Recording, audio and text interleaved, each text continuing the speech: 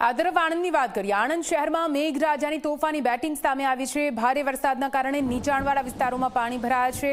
Bhalej overbridge નજીકની society પાણીમાં ગરકાવ થઈ ચૂકી છે। ઘરમાં પાણી ભરાઈ જવાને કારણે લોકોની મુશ્કેલી પણ વધી છે। ઘરોમાં પાણી ભરાવાના કારણે ભારે નુકસાની વેઠવાનો વારો આવ્યો છે। દ્રશ્યોમાં આપ જોઈ શકો છો કેવી રીતે લોકોના ઘર સુધી પાણી પહોંચી ચૂક્યા છે। મેઘરાજા એ ધમાકેદાર બેટિંગ કરી છે અને નીચાણવાળા વિસ્તારોમાં કેવી રીતે સોસાયટીમાં પાણી ભરાઈ ગયા છે। ભાલેજ ઓવરબ્રિજ નજીકની સોસાયટીનો આ હાલ, જ્યાં ઘરની તમામ સામગ્રી પાણીમાં ગરકાવ જોવા મળી રહી છે। એના સ્થાનિકો પારાવાર મુશ્કેલી વેઠી રહ્યા છે। જો કે હજુ પણ ભારે વરસાદની આગાહી છે, તેની વચ્ચે સ્થાનિકોમાં એક રીતે ચિંતા જોવા મળી રહી છે। પાણી સ્થિતિ એવી છે કે દર વર્ષે પાણી ભરાઈ જાય છે। ઘરનું અનાજ બધું નુકસાન જાય છે। એની જવાબદારી કોણ લે છે? આપણે ખાવા વગર ના રહીએ તો જવાબદારી કોણ લેશે? કોઈક હવે પડી જાય, આ થાય, પાણી ભરાઈ જાય, ઘડીએ ઘડીએ ખર્ચા કઈથી કરવાના?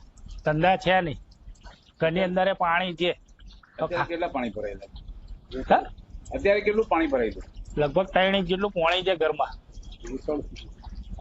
અને ઘરની બહાર?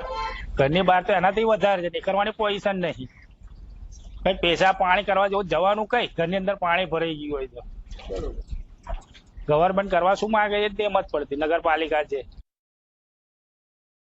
આણંદ શહેરમાં માત્ર 2 કલાકમાં 2.25 ઇંચ વરસાદ ખાબક્યો છે, જેને લઈને શહેરના વિવિધ વિસ્તારો જળબંબાકાર થયા છે। G24 કલાક પહોંચ્યું છે આણંદ શહેરમાં ભાલેજ ઓવરબ્રિજ પાસે નયા વતન સોસાયટી પાસે।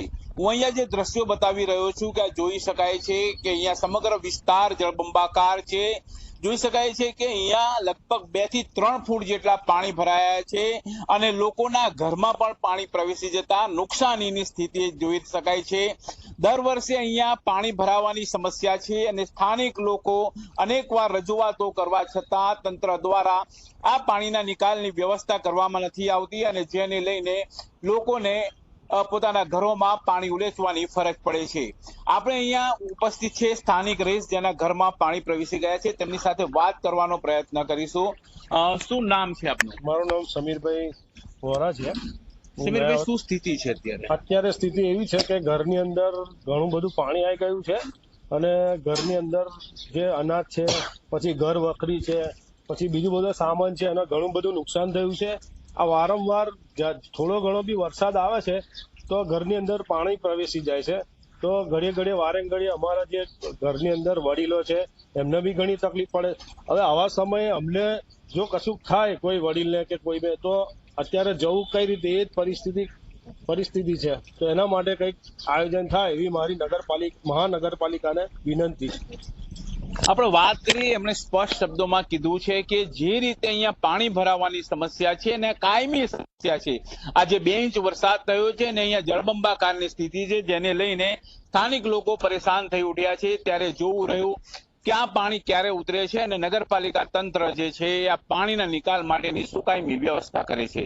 બુરહાન પઠાણ, G24 કલાક, આણંદ। આણંદના કરમસદમાં ધોધમાર વરસાદ વરસી રહ્યો છે અને આ ભારે વરસાદના કારણે કરમસદમાં જળબંબાકારની પરિસ્થિતિ છે।